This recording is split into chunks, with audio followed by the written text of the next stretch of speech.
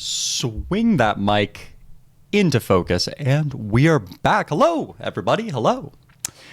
Tonight, we are getting right back into some Zendikar drafts, this traditional Zendikar goodness. We have only begun to tap the potential of this format, so I'm incredibly excited to see just how deep it goes. We even get to kick it off with a full art forest. Whoop-de-doo.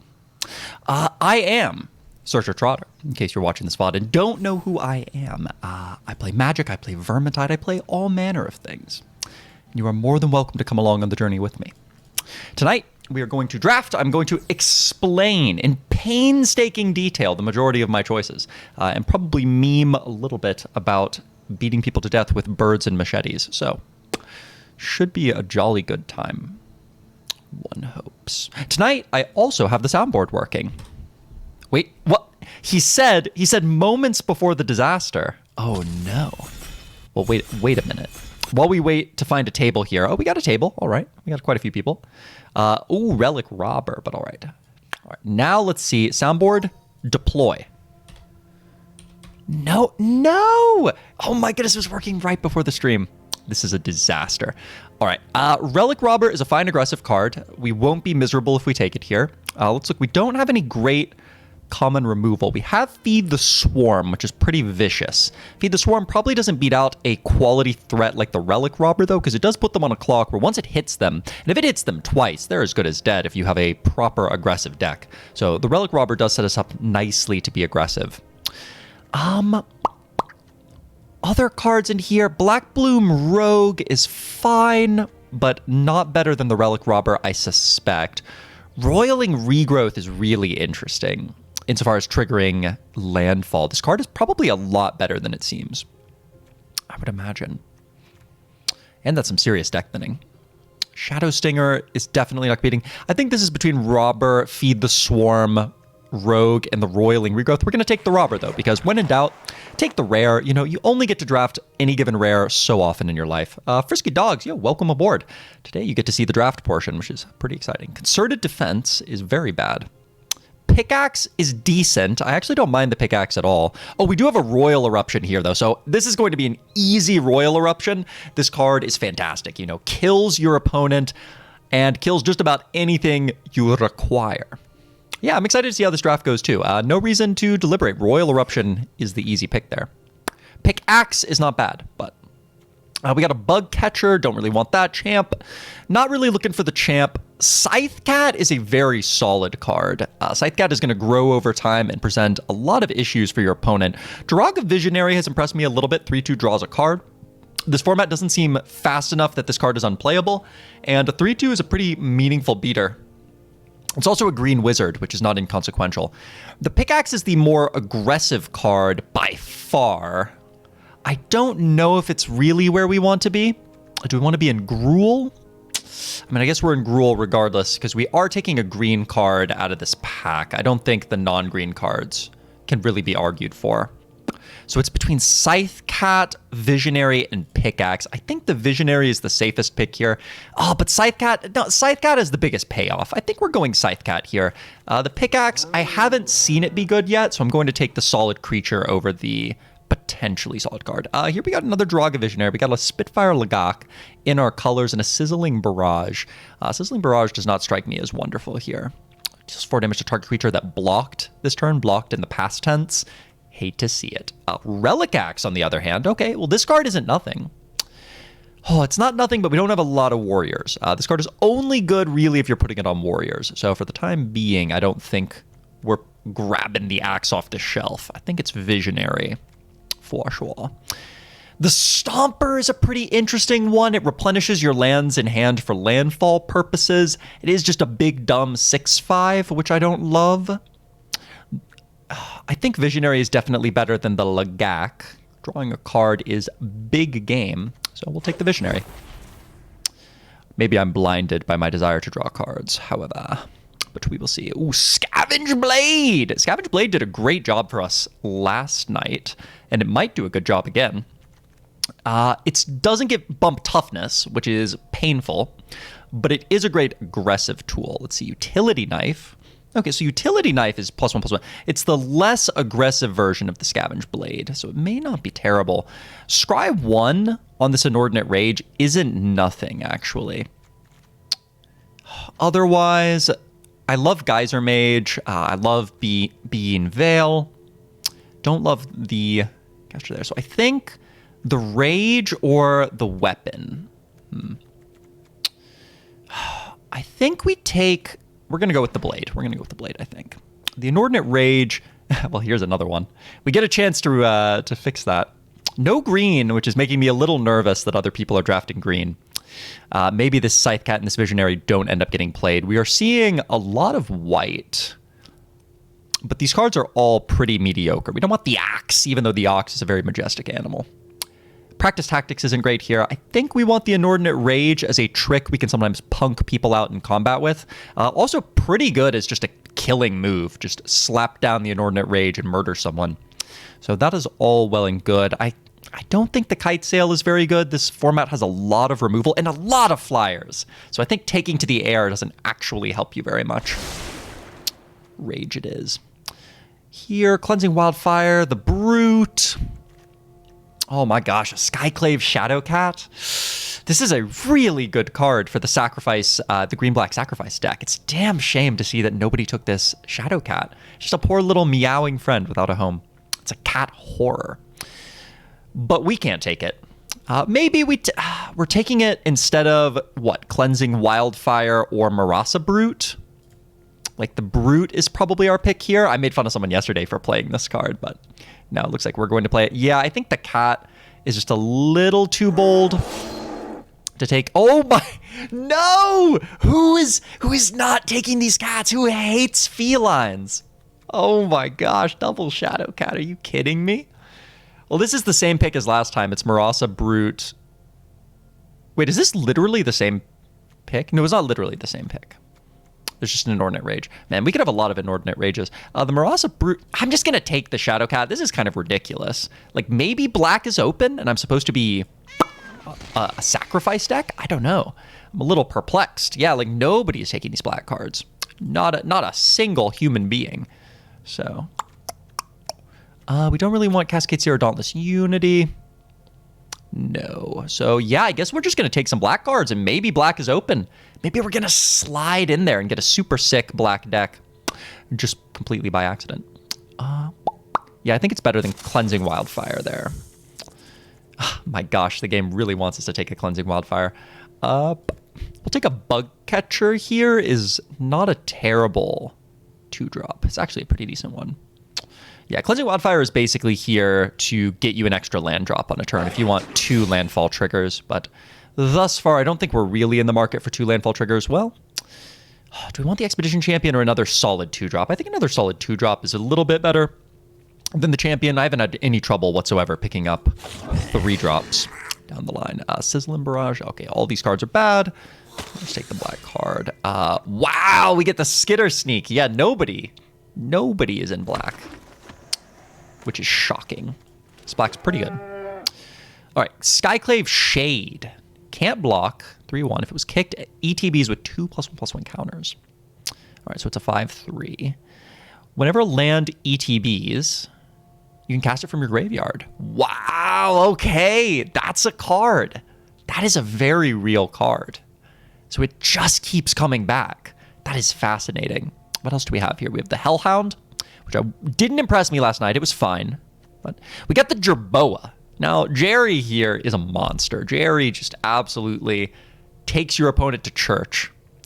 But white was not open last pack, and I don't think I want to swing into white. I think this Skyclave Shade is very good, actually, but it's just not in our Gruul colors. But maybe green isn't where we're supposed to be. Maybe we're supposed to be red-black this draft.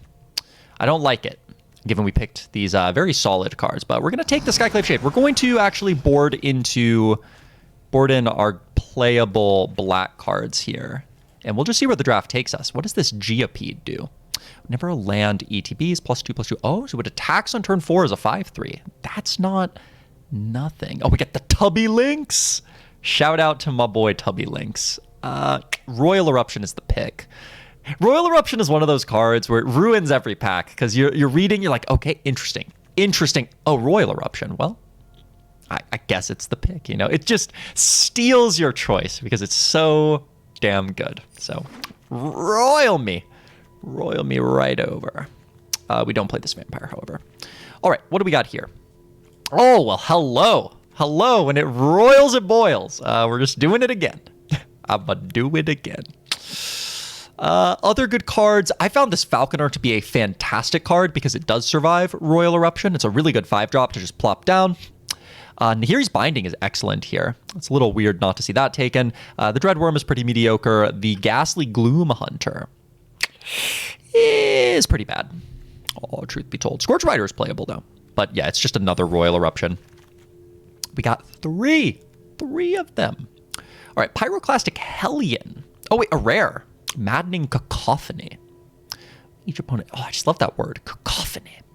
Each opponent mills 8 cards. If the spell was kicked, instead each opponent mills half their library. That is hilarious. But this Hellion, you get to return a land, and it burns your opponents. That's pretty good. Like, getting our lands back so we can repeat landfall triggers. Although I suppose we have no landfall triggers if we take out the cat here, which is a damn shame.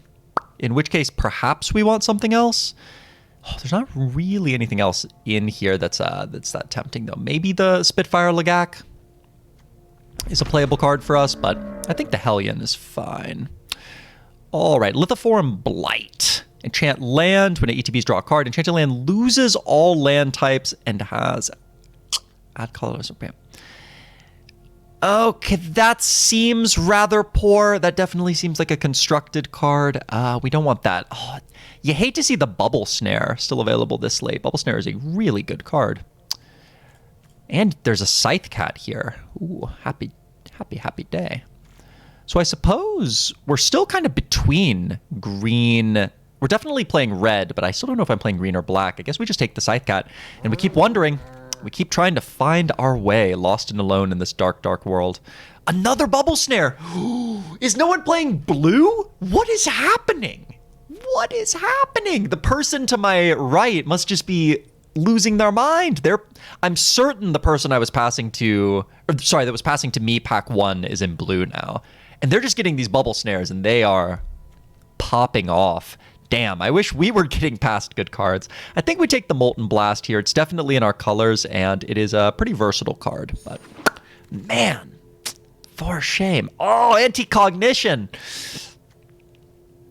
Man, I wish I was in blue right now. I mean, we won't get any blue cards the next pack, but would be nice. Okay, so here, we can take another Scavenge Blade. They are worse in multiples, but I think 2 isn't horrendous.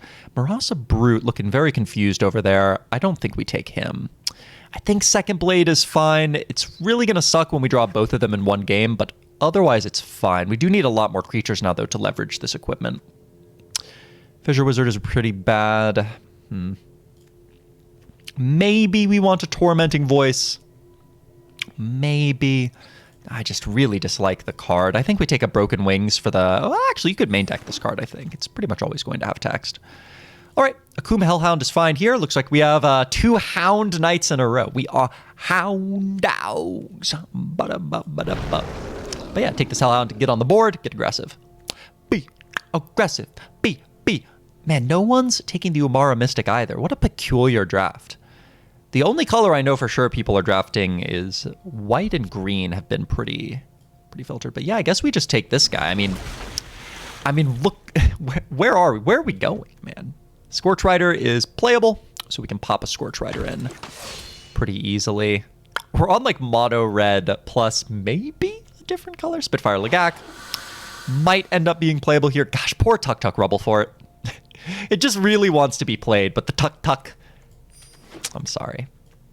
You are just rubble to me. Well... All right, let's look at the rest of the pack. There's a Feed the Swarm, which is a pretty good removal spell. So we have a lot of removal, though. There's an Into the Royal. Man, I wish I was in blue.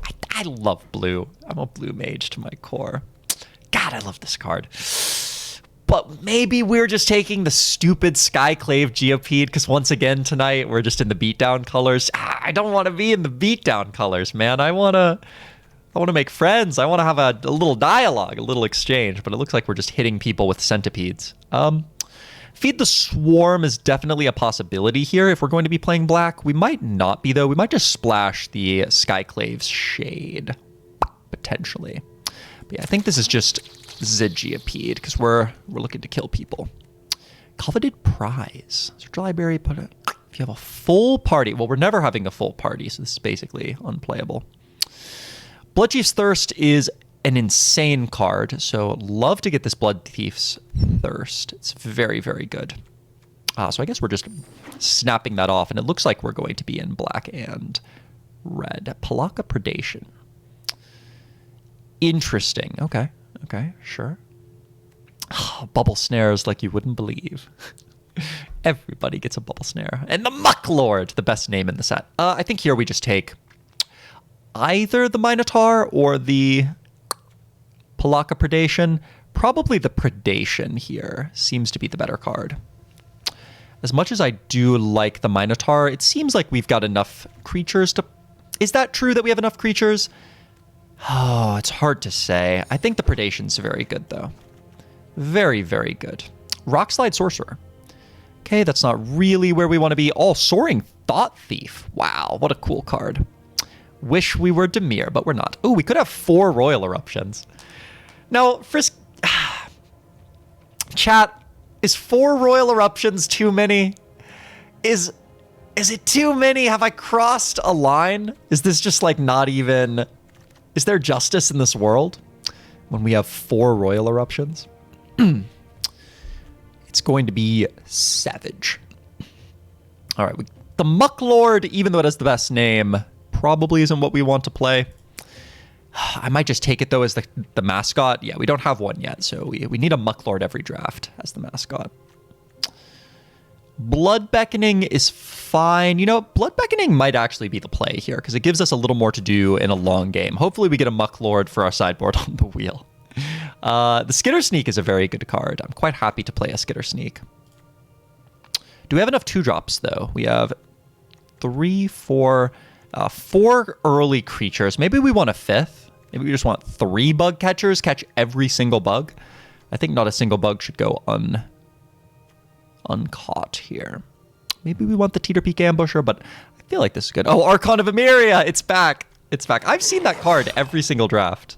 It is unreal how often that card shows up. All right, Demon's Disciple isn't great. Drana's Silencer also is not great. Roiling Vortex, maybe we're just rare drafting here because nothing seems that good. This could be a really hilarious sideboard card against a life gain deck. Would make me chuckle. But I suspect we are not playing it. Another Lithiform Blight. It's really trying to shove this card on us. Poor Umara Mystic, man. Nobody was in blue-black, nobody was in blue-red, which is quite peculiar. You'd think at least one of the two would be played. Do I take the Silencer here or the Molten Blast? I don't know. I think it's the Blast, actually. I think we just want to be oops all removal. Oh, nobody rare drafted the Pathway? What? What? But maybe we want the Subtle Strike. Or do we want to just rare draft? I think we just want a rare draft here, right? Yeah, screw it, man. Nobody took that? That's money. That's money in the bank right there. Oh my god, another rare draft. Hell yeah. Hell yeah. Give me those free gems. Come on now. No more rares. What are people doing? Come on. I will take Cleansing Wildfire. I guess it might be useful if the opponent has a manland. Has the neutral rare manland. Might be a handy card.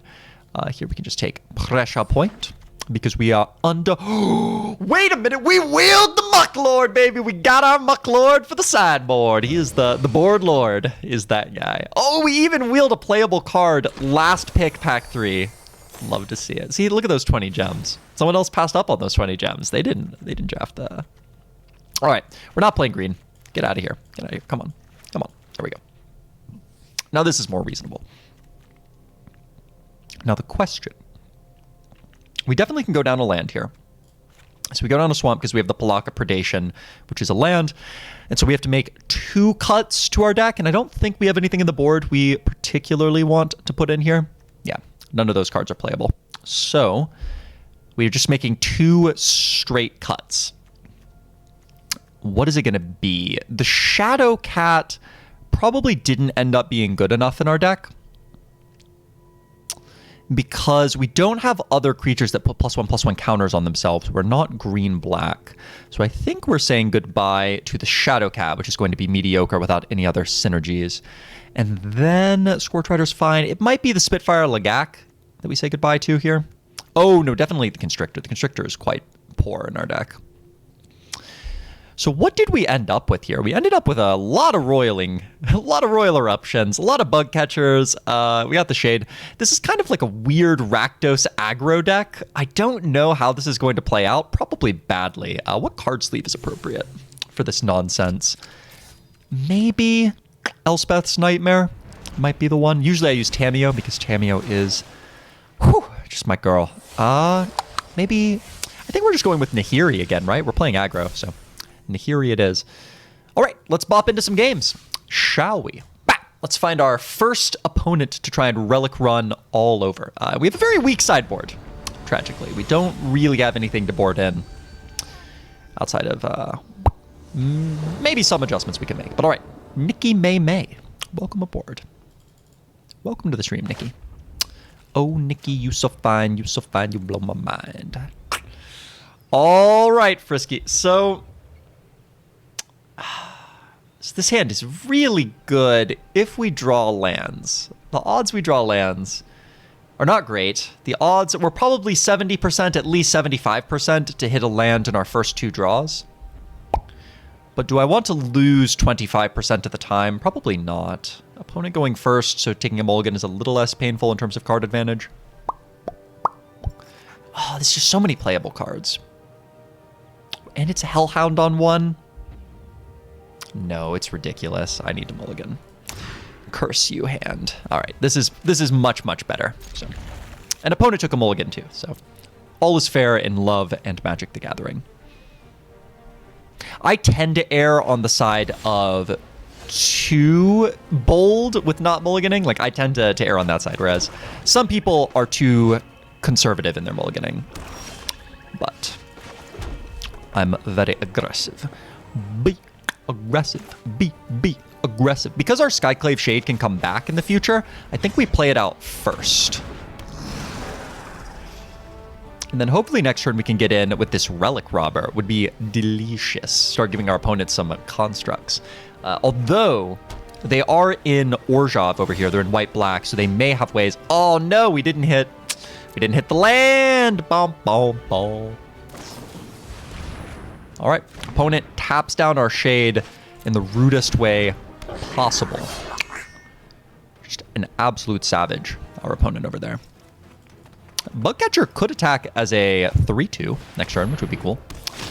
All right, Blood Priest slurping on us. That is not worth Royal Eruptioning, so I think we are just attacking. Now, one of the questions here is, do we use the Inordinate Rage to save one of our creatures if they block? They didn't block, though, so deal.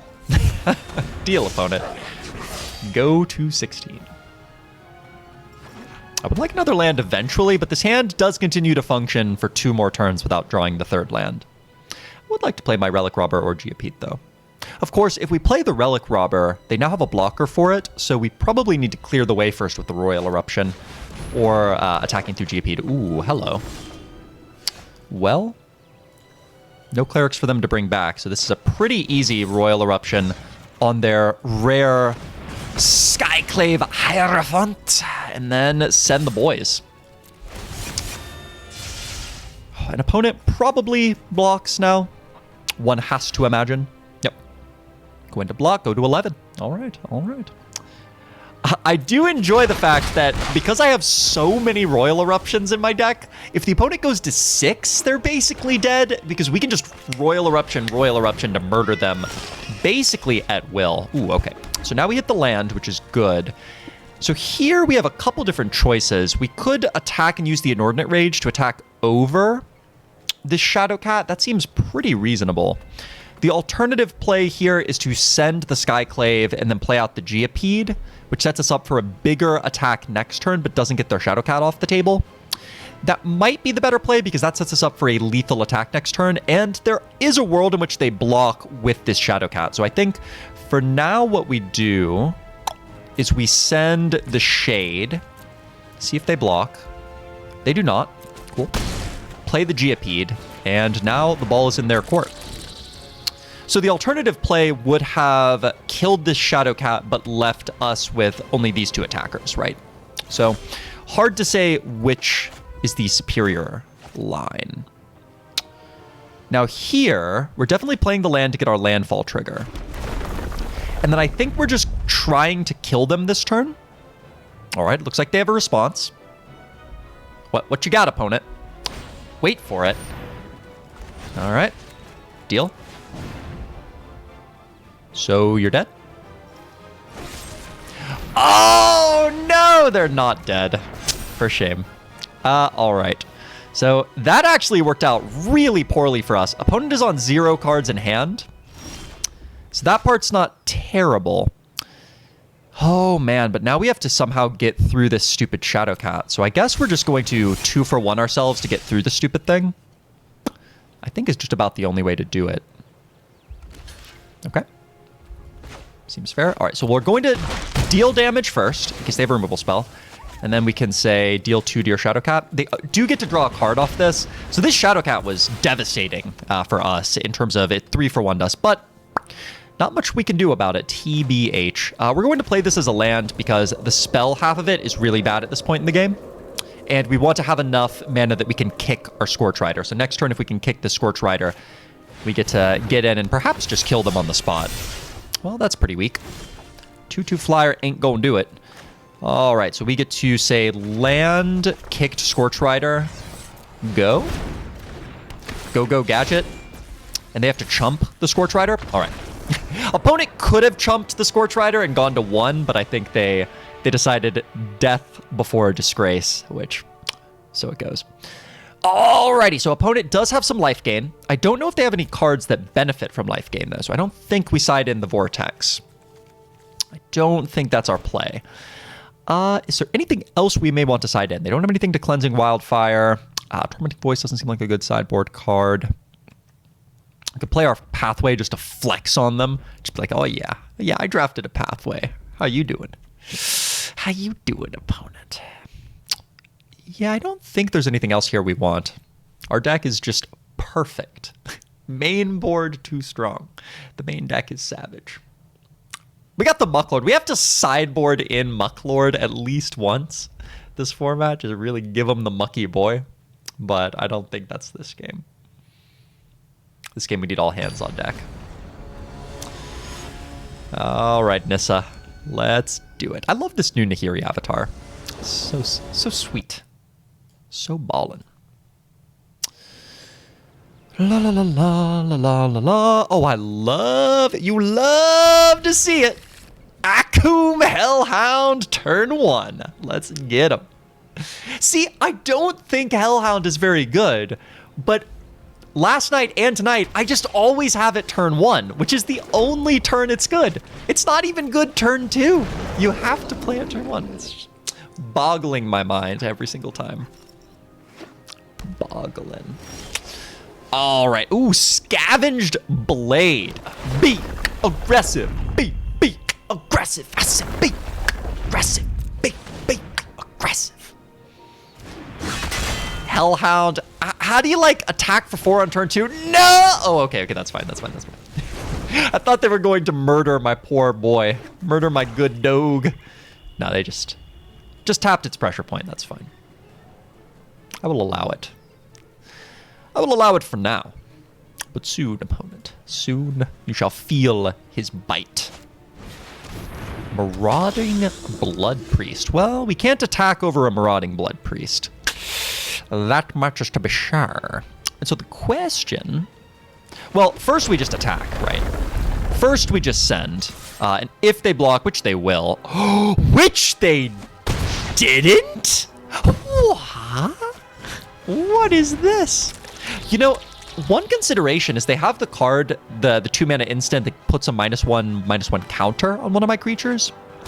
So maybe a real consideration is siding out the Skyclave Geopede for the Mucklord.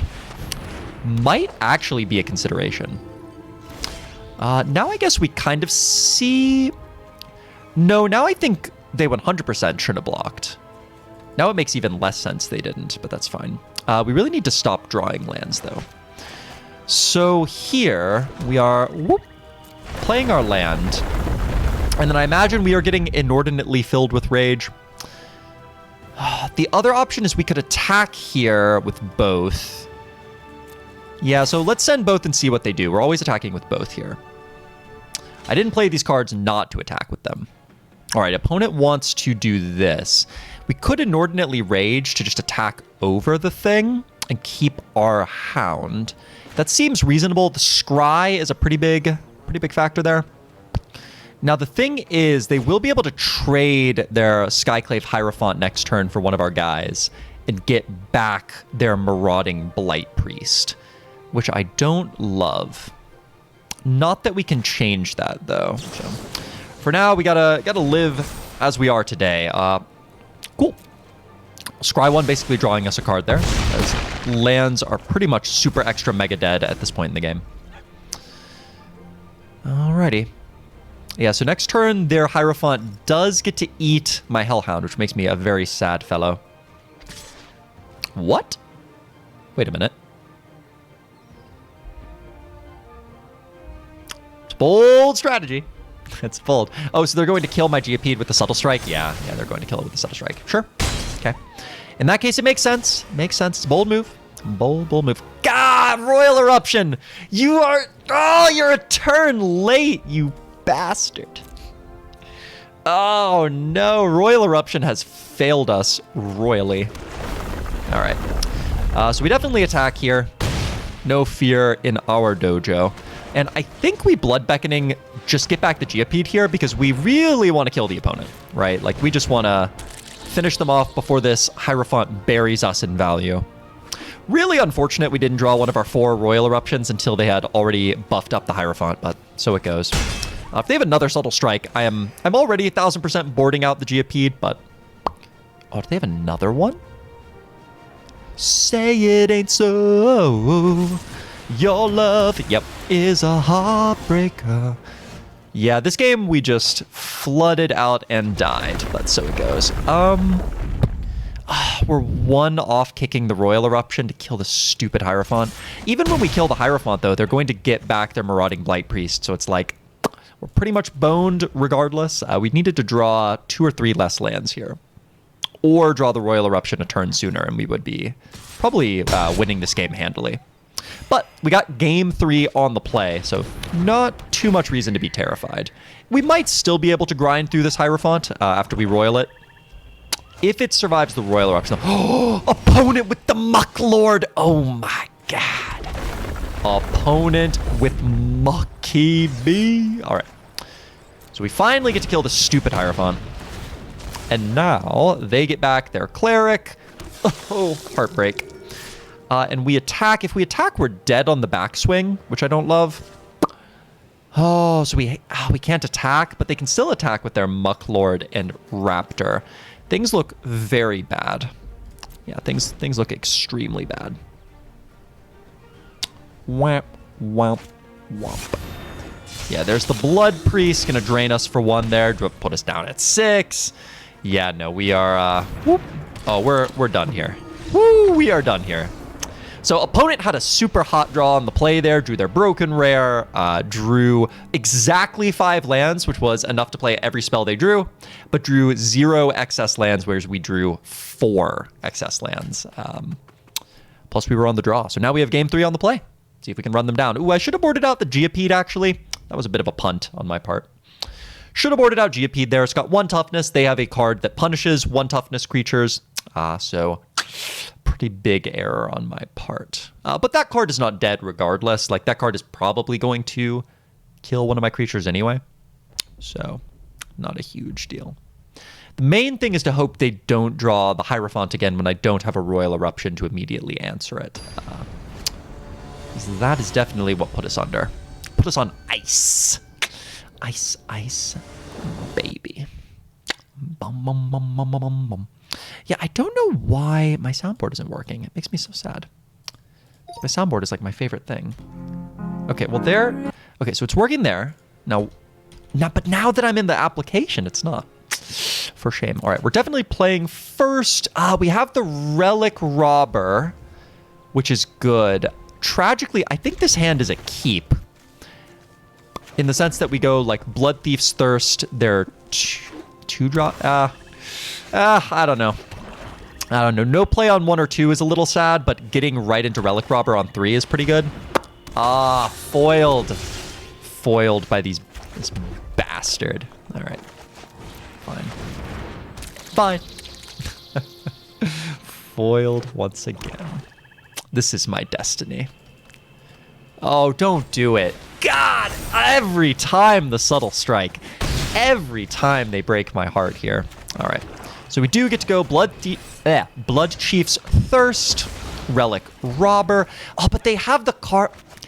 Like, I can't play in fear of the very specific cards in their deck, but they have the Cleric where when he comes into play, they sack one of their creatures and I sack one of mine. And if they play that here, we are just, like, we are punished beyond all belief. I guess, so there's 2 things I could do here. I could make the aggressive play, which is to keep the Skitter Sneak, or I could make the conservative play, which is to keep the Blood Beckoning, because I can kick back the Sneak and the Bug Catcher.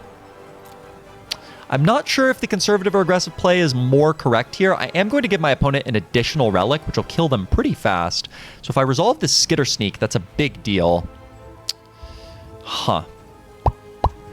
And I do have 4 Royal Eruptions. I'm going to go with the aggressive play here. The value play may have been more correct. It's hard to say at this juncture. I didn't know this could attack. That is awesome. That is so excellent that this can attack. All right, opponent, enjoy. Enjoy your skulls. All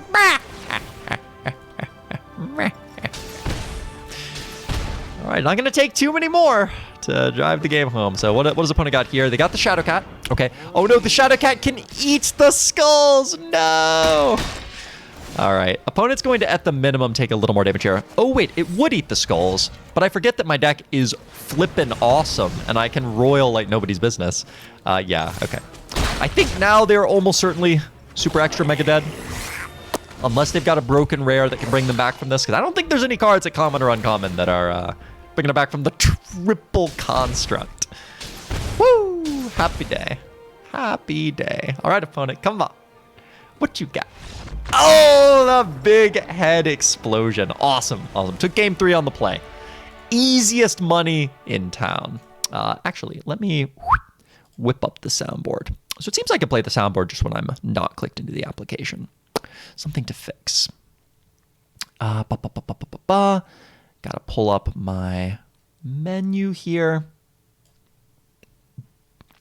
I had this down, and then I changed some small things about the setup, and for some reason it royally screwed my soundboard and all my hotkeys, so it's a pity. Here comes the money. Here we go. Money talk. Here comes the money. Money, money, money, money, money. Exactly what you want to do. All right. Shunned Chandra. So we're going in against Shunned Chandra here. Give me to play. Oh, yes. What Papa likes to see. Now, we don't have black mana, which is worrying. That's a worrying trend. But we have a lot of black mana to draw, and we have Hellhound on the play into Bug Catcher. So we're going to both catch and squash the bug sitting across from us. Thank you, Ben, for creating a task to fix the soundboard. I appreciate that. And assigning me to it. I also appreciate that. All right. Now here, we probably want to play the Shade, actually. So, whoop. Black land off the top is exactly what the doctor ordered. What? Get him. All right. So hopefully the Hound is going to deal like 6 damage this game. Would be phenomenal if they don't have a good blocker. They still don't have a good blocker. So that makes me happy. Here we can just go Mountain. Bump it up. Bump up, bump up, bump up the jam. And then the Skyclave is getting in there. Bop, bop. All right, opponent on 13. Now, one of the great things is because our opponents don't know just how many Royal Eruptions we have, they don't know that they actually can't allow themselves to fall to like 6 or lower. Because if they fall to 6 or lower, we have enough burn spells that we can just murder them without needing to interact with their board or hand. All right, opponent rapidly biting the Hellhound is a bold move, to be sure. We'll see how it pays off for him. I'm kind of tempted to put the Scavenged Blade on the Skyclave Shade to force them to interact with it. I think that's what we're doing, actually. So we're going to put the Blade on the Shade to force them to trade with it, and the next turn when I play a land, I can cast the Shade again, which is pretty awesome. Wow, this card is just absurd. This card is just some hot nonsense. So they can either trade with the Shade or the Bugcatcher. They choose the Shade, which I think is correct for them to do. But it does mean that we're going to get to do it again. And I will play out this land. We can't... Are we just going to play it again this turn? I guess we just play it again this turn. We don't even need to kick it, right? Yeah, we just play it again. I hope the opponent feels like they were profited. I hope the opponent enjoyed that trade, right? Like, I don't want people I trade with to feel like I'm trying to scam them. I don't want to pull a presidential shtick. All right, Jiraga Visionary. And what I'm trying to say is I want people to feel good about our trade deals. And I don't think they felt good about that one. The Visionary is pretty spicy. We're just going to throw the Blade onto the Shade again. And I'm going to do it again. All right, opponent. Your health dips ever lower. Dare you go to 6? Oh, dare you go to 4? Are you kidding me? Does opponent know something I don't? What is opponent scheming? What is about to happen? I'm ready to be bamboozled here. Okay, Rabbit Bite, sure. Okay, what is your next? That's all you got? Just a Rabbit Bite? Your elf just chowing down on my Skyclave Shade? Because the Shade comes back. It's coming back right now. Like, I don't have a watch. I can't tell you precisely when. Ooh, Marasa Sproutling. Interesting. Wow, this card is good. Wait a minute. I just realized this card is freaking phenomenal. Wow, what a Sproutling. Alrighty. Whale. So the thing is, do we bring back the Curiouser and Curiouser. I think we do want to equip the Bugcatcher with the Machete this turn, so I don't think we're kicking the Shade when we bring it back, TBH. I think first we're just giving the Machete to our little buggy boy, cracking in, because this could put them at 3, which means any of my 4 Royal Eruptions is lethal for the foreseeable future. All right, opponent blocks with the Sproutling, goes to 3, so 1 Royal Eruption will do it. I will have your finest Royal Eruption. And we can play the Skyclave Shade. It's back! It's always back. You can't outrun Destiny, opponent. Visionary. Okay. Visionary does not heal you. But these Visionaries are going to do a good job of blocking the Shade. Ooh, Blood Chief's Thirst. Sadly, does not get our Shade through to the Promised Land here. So we got a ship with the Shade. Eat another Visionary. Job well done. Oh, wait a minute. Oh, I've been rused. But really, it just comes back. But really, it didn't matter at all. And then I think we're just playing the Blood Beckoning kicked. Okay. Then we'll just get back our critters. They're very weak creatures, but just going wide here is helpful. As we have this Scavenge Blade to pump them up and make them lethal. And we're really just waiting for Royal Eruption. At this point, it's just a waiting game. And praying that they don't... Oh, wow. That was bold. All right, opponent. Do you have another blocker? Do you... What was your plan exactly, opponent? Why did you... I guess they know they're dead to Royal Eruption, so they felt they had to start attacking there. I probably would have just attacked with one of those two. Maybe they have 0 ways to gain life, and so they were just like, I gotta kill him. I gotta kill him right here, right now. There is no other time. There is no future, there is no past. All right, so that game was absurd. We just absolutely ground them down with the Hellhound plus the Shade. This Shade is, it's a nasty card. I didn't even realize when I drafted it just how bonkers it is, but I'm glad we swung out of green and into black. I think it's paid us off very well, very well. The black splash was much more potent. Much better. Bom, bom, bom, bom, bom. Also, Ben, I'm going to make you a moderator. Bam. Ben, you now have moderating powers. The top Hatticus is on it. You can ban yourself if you want. Nobody else to ban at the moment, so I mean, you could give yourself a timeout. You have the sword! The sword of modular power. Can you time yourself out as a mod? I'm assuming you can. I feel like that's the sort of shenanigans Twitch would allow. Can I time out my mods? Is another question. Oh, I can. The power. All right, looks like we got another Hellhound on the play. How about that, right? Hellhound and then Royal Eruption to kill whatever they play to block it. Or not on the play, on the draw, but still not bad. Hellhound continuing to show up on turn 1. He's like, you said yesterday I disappointed you, father. I will prove my worth. I'm here, I'm ready. Send me into the red zone. Give me my quest. Who let the dog out? Who let that dog out? All right, Royal Eruption to kill their Cleric of Chill Depths. And we're cracking. And we wait.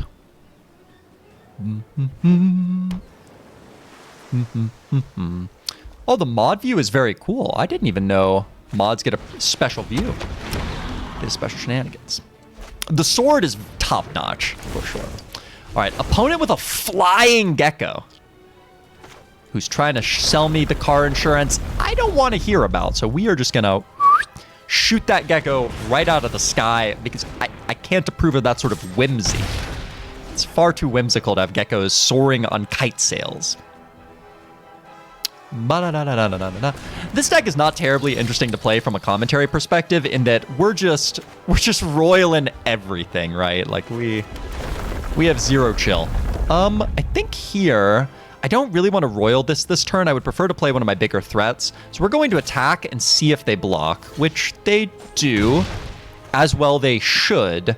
And from here, do we want the Scorch Rider or the Lagak? I think we want the Lagak just to get a little incidental value out of our lands if we continue to draw them. This is the part of the game where the Hellhound becomes quite bad, though. Hellhound was effectively 1 mana deal for this game, which isn't terrible. And it could be turned back on if we draw further lands, but the odds are not in the Hellhound's favor. So here, I think we're shooting the Geyser Mage and then playing the Bug Catcher, I think is where we want to be. So we will Royal Geyser Mage. And then send the Lagak. Play the Bug Catcher. Easy enough, right? All right, opponent does hit their 4th land drop there, so they did draw it. 3 cards in hand for the opponent. The Lagak is a decent creature. I like that their Kite Sail this game was basically them ripping a card in half. Like, you love to see it. Love to see your opponent play a card directly into the trash bin. Just like slowly drop it off the side of the table. Like, I didn't really need that, right? You don't really need cards to play Magic the Gathering. All right, I think here we are just playing the Swamp, roiling the Arbor Mage. If we royal the Arbor Mage, we can attack with all of them. Oh, the other option is playing the Scorch Rider, but we might be able to play the Scorch Rider with haste next turn. So I think we're just roiling the Arbor Mage. This is the part where if I had emotes turned on, the opponent would go, nice. But I don't have emotes turned on because I value my time and sanity. All right, so opponent gets to block 3 there, but they take 5, go to 8. All right. We're almost there. If we draw a land, it's awesome because we get to haste the Scorch Rider, which will just run face first into their Visionary. Oh, Skyclave Shade, my favorite, my oldest friend. Here, Do we attack with Bug Catcher is the question. I'm pretty sure the opponent blocks 100,000% of the time, but that is fine. The idea here is if we attack with Bug Catcher, they can't double block. Well, they can double block the Spitfire Lagak, but... All right, I think we want to eat the Nectar Pod here, actually. More than we want to eat the Visionary. And then we'll just kick the Shade. It's back! It's bigger. It's badder. It's too much for Mr. Incredible. Yeah, it's just too good. All right. Blight Blade, which you don't like to see. I don't like to see my opponent picking up some more blockers here. Ooh, and there goes the Shade. There goes the Shade. But here comes the Shade. Guess who's back? Back again. It's the Shade. Tell a friend. And of course, we're just sending with the squad. Squad goals. Rolling. And then, ooh, okay, opponent goes to 4, so they are now dead to a hasty Scorch Rider if they let their guard down. It's entirely possible. Gnarlid Colony. Another Rabid Bite. All right. This Blight Blade is really nibbling on my Shade. I would appreciate it if they stopped. All right, so if we attack with the Scorch Rider, they have to trade the Blight Blade. That's not great for us, to be honest. It might be better to Blood Beckon back. I'll try saying that 3 times fast. Blood Beckon back. The Bug Catcher and the Spitfire Lagak. I think that's our play here. Our opponent's low enough that we are more interested in playing the wait for Royal Eruption game, right? Because, like, at this point in the game, the opponent has put 0 pressure on us. They have almost no land, so they can't even drop a bomb. We're just going to kind of grind them out here. So I think the grinding play is better than the aggressive play of kicking the Scorch Rider and getting in there. Alrighty, there's the land that will allow us to kick a Royal Eruption if we ever draw one. But for the time being, I think we are jamming with the Scorch Rider here. Sadly, it's not a different type of party member to buff the Bug Catcher, but seems to be the play. Basically just finishes off the opponent's board. Unguard opponent. Unguard. And they will trade both their creatures here to preserve their life total, which is good for me. Wait for it, wait for it, wait. The Reynolds pamphlet. Oh no! Oh, I just spewed value. Oh no, I forgot that when I played this land, it would trigger my Hellhound. Because this is both a spell and a land, I wasn't thinking of it in terms of being a land. So that was a pretty massive mistake on my behalf. Opponent could be at 2 right now, which would leave them all the more dead, all the closer to death, which I want them to be. All right, so here we go Spitfire Lagak, play the land. Bop, bop, bop. Spitfire puts them at 3, and then we get to play our Shade, which is a lot of fun. Will the real Slim Shady please return from the graveyard for the umpteenth time? Will he please? Skyclave Shade rolls into town. So opponent playing the Gnarlid kicked. Okay. So they've got a... Huh. So if I play the land and I attack with everything, they're dead. Seems like a good deal. Doesn't seem bad. See ya. Arrivederci. See you in the afterlife, shunned one. Hopefully this is a quick run to our first 3-0 of this drafting season. So far, I'm 2-1, 2-1, 2-1 in my game score for my run. So hopefully we can bring it home here with the 3-0. Not the 4th consecutive 2-1. It'd be a heartbreaker. Our last 2 finales have not gone great for us, but this time I believe. This deck is kind of a great example of a deck that looks ugly. You know, it's a fugly old machine. It's not pretty. It's just a low to the ground, aggro, beat down Gagumfer. But sometimes the draft offers you a really ugly Rakdos aggro deck in a set that doesn't even support Rakdos aggro, and you just gotta click play first. I would like to attribute my wins to the fact that I've gotten to play first. The rewards for 2-1 versus 3-0 are actually pretty big disparity. Topaticus. So 2-1 gets you 1,000 gems and 4 packs, I think. Your entry fee is 1,500 gems. So you get back 66% of your entry fee plus a bunch of cards. If you go 3-0, you get 3,000 gems. So you get back your entry fee and a free draft, basically. That's how you start to go infinite, how you start to earn a lot of money. A lot of virtual money, that is. And you can't cash out, tragically. And 3-0 also gives 6 packs, so you also get a little more cards as well. So hopefully we can go 3-0 and pay for our next draft the next week as well. I've gone infinite for quite a while. It's been a long time since I've had to buy gems to draft, so I should hope that trend doesn't stop now that I'm streaming. All right. So here, choice is obvious. And we don't have other party members to play to buff the bug catcher, so we will play that out. Now, this is where Hellhound is bad, right? So this is a turn 3 Hellhound. So Hellhound is very bad because it only has power and toughness on turns we've played a land, because it only gains its power from landfall, right? And so on turn 1, it's great because you're probably going to be playing a land for like the next 3 or 4 turns, so it's going to be a consistent attacker.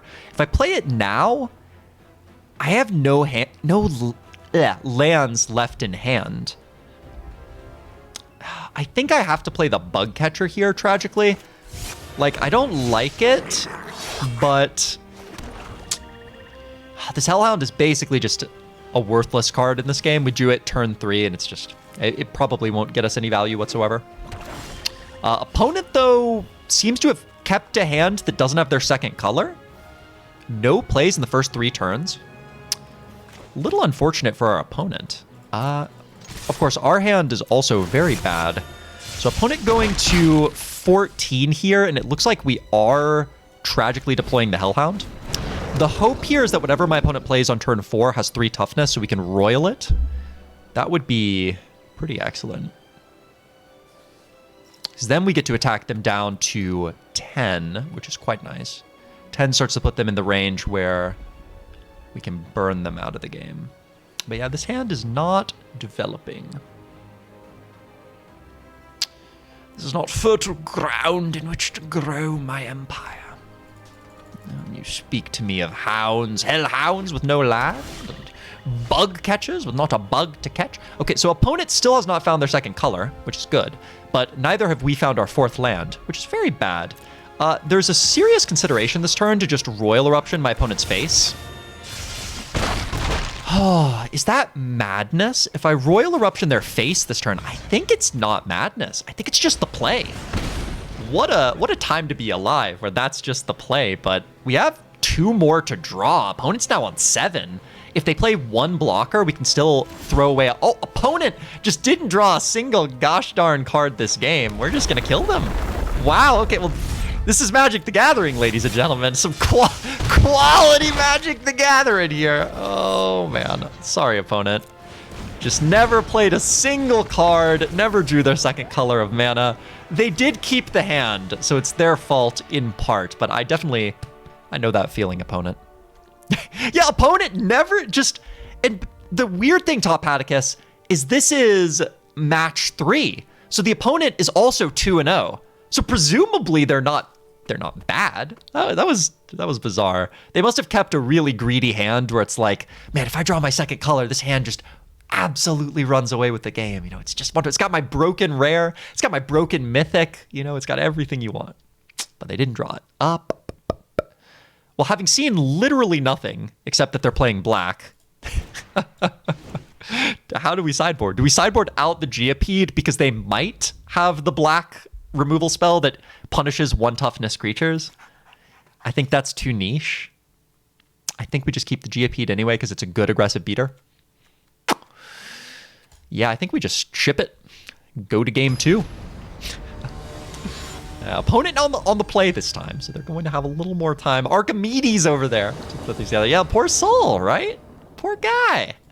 Happened to me last night, so I don't feel too bad. Although I guess last night I had the opposite problem. I drew too many lands in the deciding game. This hand is not keepable. No red mana, no early plays. And also, you never want both Scavenged Blades. Scavenged Blade is a fine card. It's like a C+, but you never want to. That's a disaster. Here, we've got our Relic Robber, which is a very good card. We got our Skyclave Shade, which is our broken card. So yeah, we keep this for sure. Bottom, this Inordinate Rage, because the Inordinate Rage is probably the least reliable card in this hand. But yeah, Skyclave Shade on 2 is going to be busted, as we just get to keep recurring it. Opponent's in black too, so... Oh, black-red. Oh, do we have the... Oh, that's so cute. We have the Rakdos Mirror. Love to see it. 2 servants of Judith the Scourge Diva, the Rakdos Queen. All right. Is it a Shade mirror match? Show me the Shade with the real Skyclave Shade. Please come back from the graveyard. Please ETB with 2 counters. What do you got, opponent? Cleansing Wildfire, your own mountain for no value. That's what we're talking. Yes. Good. Oh my gosh. Opponent thought a long time about that play. The reason they did that, I suspect. So Cleansing Wildfire here destroys one of your lands, draws a card. Yeah, so Top Atticus, the reason they did that, I think, just speculating, is usually you do this, you can get 2 landfall triggers, because landfall is an ability that triggers whenever a land enters the battlefield under your control. So if you use Cleansing Wildfire, you get to destroy one of your lands and put one from your deck onto the battlefield. So you get 2 lands that turn, basically. So you can get double landfall trigger, which is good. Opponent with this Go Tag Night Runner. Interesting. I think I'm just attacking with the Shade, first and foremost. No blocks.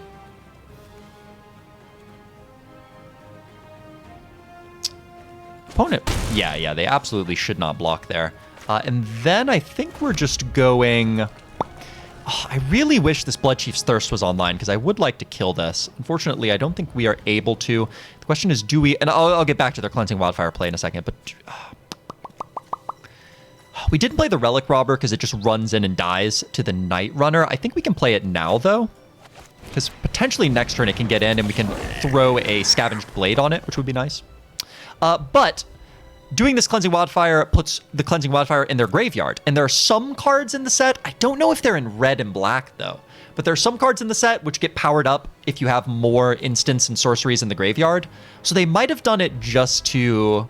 They also might have done it because it draws a card and they just didn't want it in hand. So they're like, I'll just cycle it, you know, just cycle it. It just looks hilarious, though. I really like the Cleansing Wildfire for no benefit. 2 mana, draw a card. Question mark? Worth? Deal?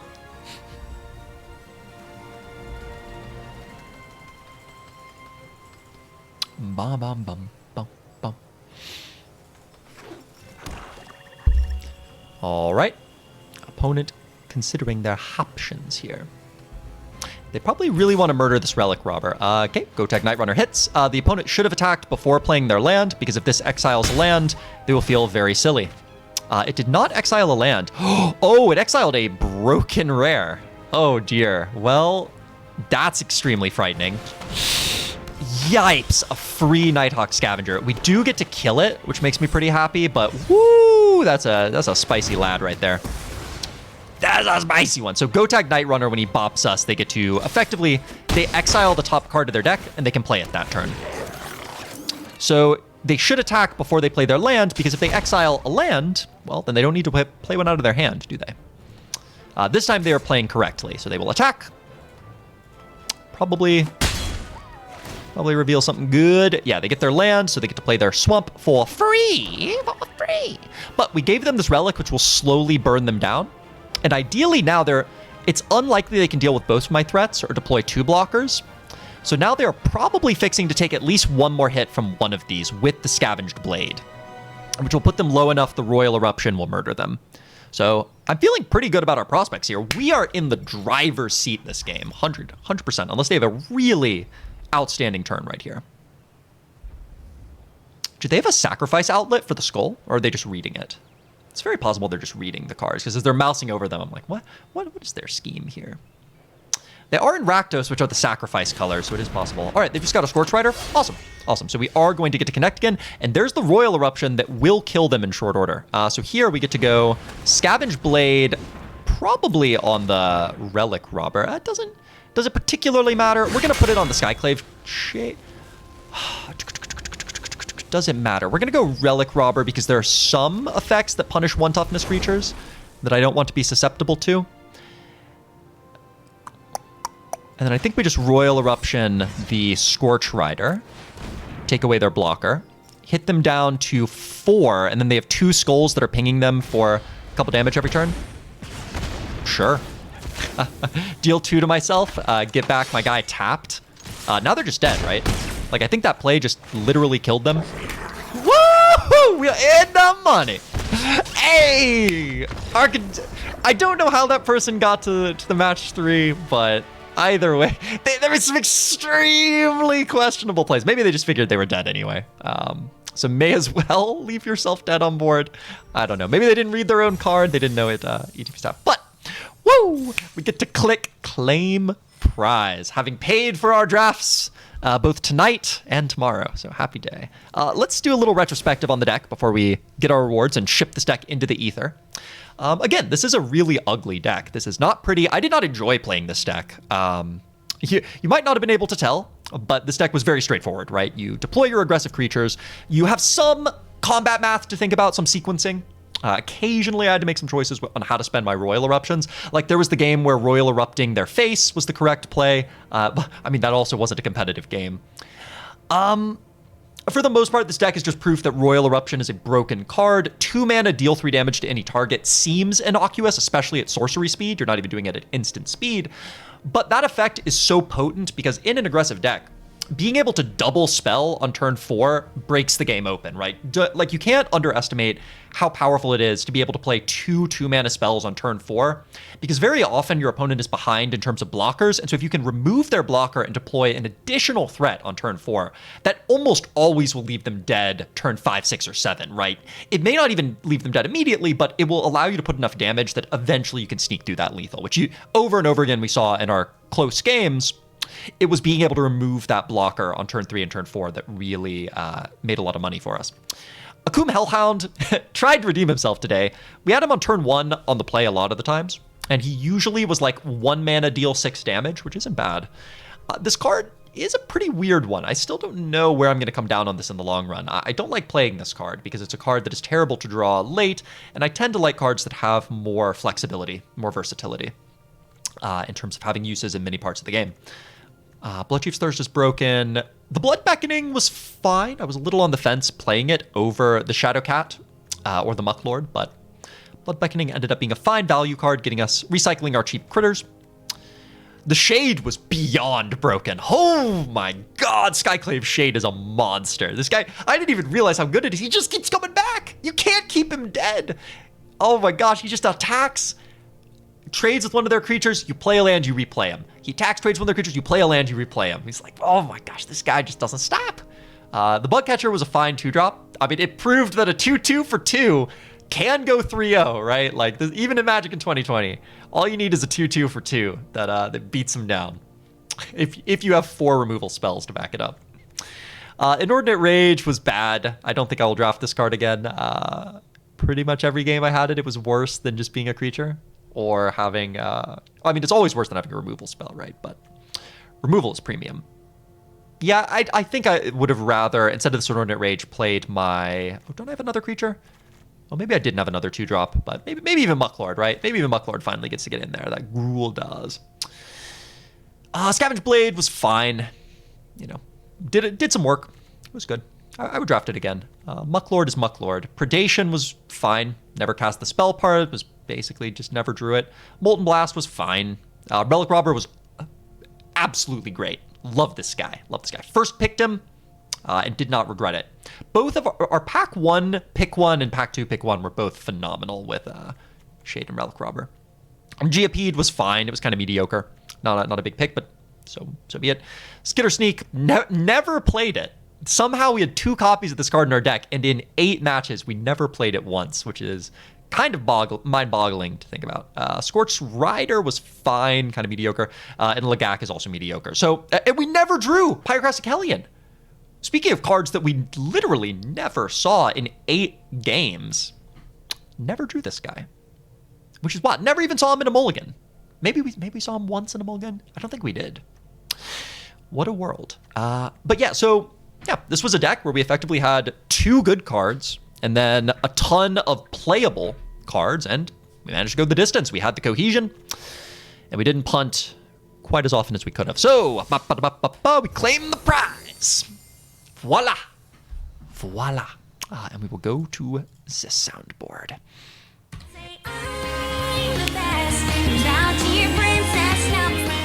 All right. Dancing aside, I need to put a little more heart into it. It feels good. First 3-0 of the season. So current record 2-1, 2-1, 2-1, 3-0. That's an upward trajectory right there. You could put that on a graph, show it to corporate, they'll be proud. But that'll do it for me though. I think one draft tonight feels good. It's got a nice little narrative start, rising action, the climax, and then we get to do a little breakdown, to sit down by the fire. So all that was wonderful. The whole draft goes up on YouTube. So if you missed it, well, I mean, I suppose at this point, if you are watching it, you are on YouTube, right? At this point, I'm speaking to posterity. So hope you enjoyed it. Regardless, they will keep coming up on YouTube. And yeah, hopefully they build a nice log for people looking to learn a little bit about drafting and really just have a good time with us. So either way, I can't answer people's questions if they don't watch and ask me the questions or post them in the YouTube comments. So feel free to ask questions. There's so much going on in Magic. It is a game of such fine nuance, and a game where I've played it now for probably 1,500, 2,000 hours. So it's like one of those things where so much is happening under the hood. It's only if you ask me I can point to things in particular and go, yes, that is a carburetor. Yes, that is the tape that runs around the engine. I know nothing about cars. It's actually a terrible metaphor for me to choose. Terrible metaphor to choose to die on. But either way, I'll see you guys around. Take care of yourselves. Thanks for tuning in. Appreciate it.